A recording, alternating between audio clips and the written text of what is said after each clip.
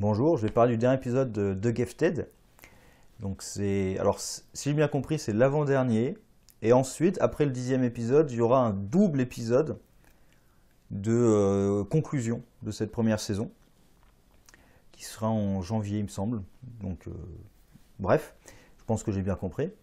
Alors cet épisode, c'est essentiellement la réaction de la famille Strucker aux révélations de l'épisode précédent et le mouvement Underground qui décide d'aller attaquer Trask pour libérer les mutants.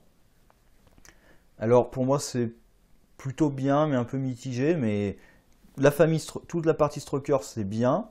Bon, j'ai toujours des problèmes avec le gamin surtout. Tant la sœur ça passe, le gamin j'ai pas mal de problèmes avec son jeu, mais ça passe, hein, ça passe. Et la partie Trask c'est un peu faible. Par contre, il y a un nouveau personnage dans le mouvement Underground qui est vraiment sympa, qui est lié à cette partie Trask. Bah, je vais peut-être en parler directement. C'est la télépathe. La télépathe qui essaie de manipuler tout le monde. Au début, je me suis demandé, est-ce qu'en fait c'était. Mais ça aurait été incohérent. Parce que je me suis demandé, est-ce que c'était pas un plan de Trask d'essayer d'infiltrer le mouvement avec cette mutante. Mais ça aurait été incohérent par rapport à ses réactions à lui dans l'épisode précédent. Et du coup, en fait, non. J'ai l'impression qu'elle manipule tout le monde bel et bien dans l'objectif de libérer sa famille. Puisque maintenant qu'elle s'est rendue compte de ce qu'on faisait aux mutants dans le bâtiment, vraiment elle est obsédée avec l'idée de il faut les libérer. Et d'ailleurs sa réaction à la fin de l'épisode où elle hurle comme pas possible parce qu'on l'empêche d'aller sauver les gens vu que la mission est foirée, ça indique qu'en effet son objectif c'est de sauver sa famille. Alors est-ce que c'est sa famille ou est-ce que c'est sa famille groupe? C'est-à-dire, est-ce que c'est sa famille biologique ou est-ce que c'est un groupe de mutants? Ça, je pense pas qu'ils vont aller dans un groupe de mutants qui serait avec elle. Mais pourquoi pas. Et là, du coup, on la voit vraiment manipuler tout le monde. Et il y a Dreamer même qui au début la suspecte un petit peu. C'est quand même bizarre qu'elle sache autant de choses. Et elle a pas tort. Hein. Faire confiance à un télépathe, c'est très délicat quand même. Parce qu'on peut jamais savoir si le télépathe il est entré dans ta tête ou pas. C'est pas possible. D'ailleurs, justement, elle manipule un peu Lorna, déjà avec ses cauchemars, mais aussi en entrant dans sa tête pour trouver la bonne phrase qui va la convaincre, en fonction de ses souvenirs à elle. Et comme Dreamer aussi utilise ses pouvoirs pour manipuler les souvenirs des gens, elle est consciente de ça, et du coup tout de suite elle dit, est-ce qu'on peut vraiment lui faire confiance à elle? Ensuite il y a les gamins Strucker, je reviendrai sur Trask plus tard, il y a les gamins Strucker et les parents Strucker aussi. Plutôt bien, en plus il y a une dynamique entre les deux gamins où au début c'est plutôt le gosse qui veut utiliser ses pouvoirs, parce que du coup ils découvrent qu'ils ont le pouvoir de Fenris, ce qui n'est pas surprenant. Alors il y a une petite incohérence mais qui est expliquée dans l'épisode, donc ça passe. Au début je me suis dit, et puis dans l'épisode ils expliquent, ça passe. C'est la première fois qu'ils ont utilisé leur pouvoir. Bon, la scène justifie pas ça, elle tombe de son skate, il la rattrape. Parce que c'est l'idée de, oui, c'est en essayant de protéger sa sœur qu'il l'a rattrapé, et du coup ça a activé leur truc, parce que c'est les liens entre eux. Ouais, enfin, elle est juste tombée du skate, quoi. C'est pas. C'est pas un gros accident, quand même. Quoique ça peut être dangereux, hein, si ta tête conne par terre, d'accord, mais bon. Mais bon, il a juste rattrapé d'un skate. C'était peut-être pas le lien ultime entre le frère et la sœur. Mais bref. Et du coup, ça crée une incohérence parce que. Ils se sont pas dit qu'ils étaient mutants à ce moment-là? Alors d'ailleurs, c'est une question, c'est est-ce que l'effet est visuel? Parce que nous, on le voit, mais on le voit à travers les personnages, les deux gamins. Et du coup, eux, ils ressentent, ils voient les trucs, même tout qui change autour d'eux. Mais j'ai l'impression que les parents ne voient pas, puisqu'ils leur demandent qu'est-ce que ça faisait, est-ce que vous avez senti quelque chose. Donc j'ai l'impression qu'ils ne voient pas la lumière qui échappe de leurs mains. Après, il y a aussi l'effet ventilo dans les cheveux. Il y a l'effet lumière dans les mains et l'effet ventilo dans les cheveux. Je ne sais pas si les parents le voient. L'effet ventilo dans les cheveux, ça doit se voir quand même. Et donc, bon, le flashback, je ne sais pas ça, mais l'épisode explique quand même que oui, le gamin, ça le travaillait quand même. Parce qu'elle a été consciente qu'elle était mutante. Mais lui, il n'en était pas conscient, il le rappelle. Et il explique que c'est pour ça qu'il est un peu perturbé, parce que ça, justement, ce truc, quand même, ça lui faisait un effet. Ce qui d'ailleurs fait un truc un peu bizarre, parce que les deux gamins disent aussi, ah oui, quand on était réunis, on avait l'impression de ne faire plus qu'un et tout. Et puis, ah, ce lien qu'on a entre nous. D'accord, c'est la relation fusionnelle entre frères et sœurs. C'est peut-être un peu plus que ça, hein. J'espère pas, j'espère que ça va pas être plus que ça entre le frère et la sœur, mais bon, peut-être un peu trop fusionnel, on va dire. Après, c'est leur pouvoir aussi qui veut ça. Mais d'ailleurs, dans le flashback avec leurs arrière-grands-parents, on avait quasiment l'impression que c'était un couple. Hein, c'était pas des frères et une sœur quasiment. Donc ils découvrent qu'ils ont ce pouvoir, et au début c'est le gamin qui veut les perfectionner, et on lui rappelle quand même qu'il maîtrise même pas ses pouvoirs de base, donc des pouvoirs encore plus puissants. Oui, enfin, déjà maîtrise tes pouvoirs de base, pour le coup les parents ont raison, maîtrise tes pouvoirs de base déjà avant d'essayer de... Bon, eux ils n'ont pas envie qu'ils maîtrisent du tout ce Fenris, mais déjà maîtrise tes pouvoirs de base, c'est la base. Mais il en veut un peu à sa sœur, parce que, ah ouais mais toi tu t'en fous, moi j'accepte mes pouvoirs, je les rejette pas, et ben... il y a la relation qui change, et à la fin c'est la sœur qui veut utiliser le Fenris, et lui qui coupe la connexion parce qu'il se rend compte qu'ils vont tuer tout le monde. Et même eux d'ailleurs, je pense, hein, puisque s'ils font s'effondrer le bâtiment sur eux, quoique avec le pouvoir Fenris, peut-être qu'ils détruisent tout ce qui leur tombe dessus, mais bon, ils risquent quand même d'y rester, hein, ne serait-ce que les poussières aussi. Hein. C'est bien de détruire les débris qui te tombent dessus, mais il y a aussi toutes les poussières du bâtiment qui peuvent t'intoxiquer, donc dangereux. Et il y a aussi les deux parents, avec un truc intéressant pour la mère, puisque même le père lui pose en tant que spectateur, déjà je me suis posé la question quand je l'entendais parler. Déjà l'épisode précédent avec la télépathe qui disait vous avez peur d'être du mauvais côté dans ce combat et tout. Et là, quand on l'entend parler, quand on l'entend réagir aux révélations du père, et de se dire en fait tu avais le gène X, tout de suite je me dis ah oui, donc en fait dans sa tête elle se dit si j'avais su, j'aurais pas eu d'enfant mutant en fait. C'est ça qui tourne. Même lui demande et si tu avais su ça maintenant, est-ce que tu aurais fait différemment? Sous-entendu, est-ce que si tu savais que tes enfants risquaient d'être mutants, tu l'aurais pas fait peut-être? Donc il y a quand même toujours cette idée de... elle n'est pas vraiment encore complètement dans le truc. C'est-à-dire, elle a la bonne conscience, mais elle se dit quand même que elle aurait pu quand même mener une vie tranquille si... Voilà, donc c'est quand même intéressant. Et le père, c'est... Alors, les réactions aux révélations de son propre père, du coup du grand-père, je vais dire le grand-père et le père, c'est plutôt bien. Après, le problème, c'est que ça aurait été mieux de le faire au moment où il avait appris que son père était dans Trask. Parce que d'abord, il a appris que Trask était lié à ça, et que son père est lié à Trask. Du coup, ça lui a rappelé son père. Ensuite, il y a eu l'épisode Révélation avec son père. Si, avant, justement, on avait travaillé, du moment où il sait que son père est lié à leur situation, on aurait pu travailler les flashbacks qu'il voit là, et travailler le fait qu'il avait une relation conflictuelle avec son père. Du coup, gros épisode de Révélation, en fait, les relations, c'était pas tout à fait ça.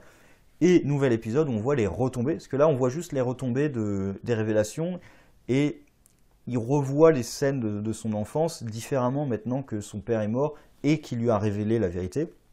D'ailleurs ça le fait aussi agir un peu différemment avec ses gamins, parce qu'au début il ne sait pas s'il faut leur dire qu'ils ont un pouvoir destructeur.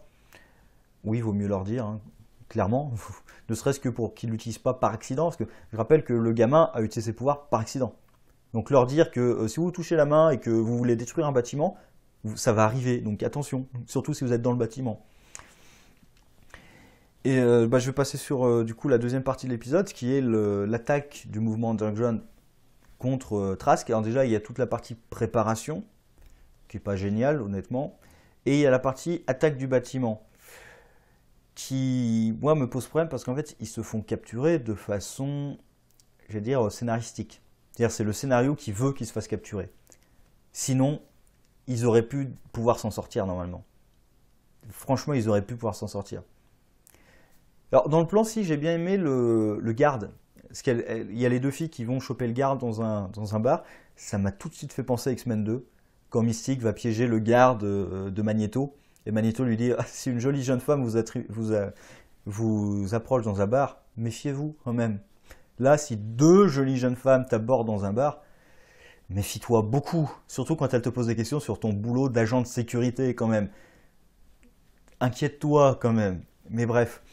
Et comme cet agent de sécurité est mis KO, l'agent du FBI, qui lui est vraiment parti dans le délire, la loi, j'en ai plus rien à foutre, la constitution, tout ça, ça peut dégager. J'ai une mission en tête, c'est faut arrêter les mutants. Donc là vraiment, il est en sa mission, peu importe les conséquences, et ça paye. Hein. Parce que pour le coup on lui dit ah oui mais si on échoue, attention. Oui, mais du coup, on ne va pas échouer. Et en effet, il échoue pas, il réussit. Donc ça a payé. Hein. Il a pris des risques, mais ça a payé. Et lui, il se rend compte que, ben tiens, il y a un truc bizarre. Et c'est comme ça qu'il comprend leur attaque. Donc au moins, c'est logique. Quoique, peut-être, elle aurait pu mettre des souvenirs dans la tête du garde, ça aurait évité qu'il se fasse repérer, en fait. Donc, mais elle n'y a pas pensé. Ça peut arriver de ne pas penser à tout, hein, mais ils auraient pu perfectionner leur plan un petit peu avant d'attaquer. Mais bref. Il y avait la télépathe qui les poussait aussi et qui les manipulait même tous pour essayer de vraiment les pousser à attaquer. Et on la comprend hein, quand on voit ce qu'ils ont fait aux mutants, même si la série n'ose pas non plus aller vraiment dans l'extrême de voir les tortures qu'on leur inflige. Parce que vu leur état, je pense que vraiment les sévices doivent être sévères, en plus des drogues. Bref, et dans le bâtiment, ils vont se faire capturer de façon très conne, parce que la Blink, pourquoi est-ce qu'elle ne peut pas ouvrir de portail? Je suis désolé, elle a ouvert des portails sur des distances qui me paraissent beaucoup plus longues avant. Oui, mais il y a trop de murs et tout. C'est quoi? C'est une question de ce qu'il y a entre toi et la cible? Ou c'est une question de distance? Ou les deux? Comment ça marche exactement? Là, c'est vraiment le scénario qui dit non, mais en fait, j'ai pas envie que tu te téléportes. Alors qu'il y avait une façon toute simple, hein, il suffisait que le groupe se fasse prendre par surprise, par exemple, et que ce soit la première à se faire capturer. Et là, en effet, elle aurait pu utiliser de portail. Mais là, le fait qu'il n'arrive pas à utiliser un portail, c'est le scénario quoi, qui veut pas qu'il s'échappe, clairement. Ensuite, le gamin qui réussit pas à détruire le... Alors les petits robots, ils appellent ça les sentinelles. Pour moi, les sentinelles, c'est des gros robots géants, mais voilà. Gros robots géants, oui. Des gros robots en tout cas. Il n'arrive pas à détruire le petit sentinelle parce que... Ah, mais ils ont appris. L'autre, il sort ça. Ah, ils ont appris. D'accord. Comment un robot apprend à résister à un pouvoir télékinésique? Explique-moi. C'est pas une question d'apprentissage, ça. Tu peux pas résister à un pouvoir télékinésique. Ça marche pas. Enfin, ou alors vous avez des technologies ultra supérieures. Et pourquoi est-ce qu'il résiste au pouvoir télékinésique? Parce que le gamin vise à côté. Si d'ailleurs, il y a un truc du robot, hein, si le robot bouge suffisamment, en effet, les pouvoirs télékinésiques du gamin, ça marche pas. Sauf que vous avez la fille aussi qui crée des barrières. Donc il suffit qu'elle bloque la sentinelle et que le gamin utilise ses pouvoirs. Ou même qu'elle bloque la sentinelle tout court et qu'elle l'écrase avec son portail, hein, avec avec son bouclier, quoi. Ouais, non, je crois qu'il n'y a pas de nom officiel de son truc, enfin, peu importe. Là, c'est juste, ils détruisent pas la sentinelle pour que la sentinelle attaque Blink et il s'échappe. C'est le scénario qui veut que ça arrive. Donc, je veux dire, à la fin, j'accepte, mais c'est le scénario qui veut qu'ils utilisent mal leur pouvoir pour qu'ils se fassent capturer, ou que leur pouvoir dysfonctionne ou ne fonctionne pas de la bonne manière. Soit clairement son portail. Pourquoi est-ce qu'elle peut pas utiliser son portail? Il n'y a aucune raison qu'elle puisse pas utiliser son portail, ça fait pas sens. Mais bref, et l'épisode se termine justement, comme je disais, les deux gamins qui s'apprêtent à détruire le bâtiment, et cette fois c'est le gosse qui retire parce qu'il se rend compte qu'ils vont tuer tout le monde. Ce qui est marrant, puisqu'au départ, lui était volontaire pour amener le combat contre les humains. Donc au début, il était quasiment prêt à tuer les humains, et là, il fait marcher en arrière quand vraiment il est face à la décision de vraiment les tuer. Bon, après, il y a aussi les mutants, il y a aussi les deux autres filles qui ont été capturées dans le bâtiment. Il y a aussi ça, mais c'est plutôt l'idée de je vais pas tuer les gens. Donc voilà, l'épisode est quand même plutôt sympa. Le problème, pour moi, c'est quand même la capture qui est imposée par le scénario, quoi. C'est du scénarium, la capture des personnages. Ça, c'est comme dans un RPG, hein, on affronte le personnage, on est maxé comme pas possible, mais le combat est scénarisé, donc on perd malgré tout. Même quand on gagne, on perd. C'est un peu ça, quoi. Et on n'a même pas de bonus quand on gagne le combat parfois. Donc, allez, mais voilà, ça passe très bien. Après, apparemment, il y aura c'est con qu'il y ait une attente entre le 10e épisode et l'épisode final, l'épisode conclusion. Et du coup, en fait, la série revient un petit peu au début, puisque au début, il fallait sauver le père et la fille du Eclipse, la copine de Eclipse, pardon, la fille, enfin du coup, la fille ou le fils, du coup, parce qu'il y a aussi l'enfant, donc si, ça marche. Et maintenant, il faut sauver les gamins, Strucker, et la copine de Thunderbird. D'ailleurs, les deux copines, c'est délicat. Enfin, la vraie copine et la pseudo-copine peut-être, enfin celle qui croit être qui a des souvenirs d'être sa copine sans l'être. C'est un peu délicat comme situation. Et les gamins Strucker, du coup, vont tomber entre les mains de Campbell, donc voir qu'est-ce qu'il va faire avec eux, quel est son objectif avec eux. Et Campbell aussi, on apprend qu'il a été cramé vraiment gravement. Honnêtement, même dans le flashback, dans le résumé de l'épisode précédent, on n'a pas l'impression qu'il est blessé. D'ailleurs, je ne sais plus si je l'avais dit dans l'épisode précédent, mais on a l'impression que l'attaque du grand-père n'a rien fait. Enfin, elle a tué Pulse, mais on a l'impression que ça n'a rien fait aux agents qui étaient sur place. Et apparemment, si, Campbell a été grièvement brûlé, mais on l'a pas vu. On le voit juste partir, aidé par quelqu'un. Donc, il est grièvement brûlé.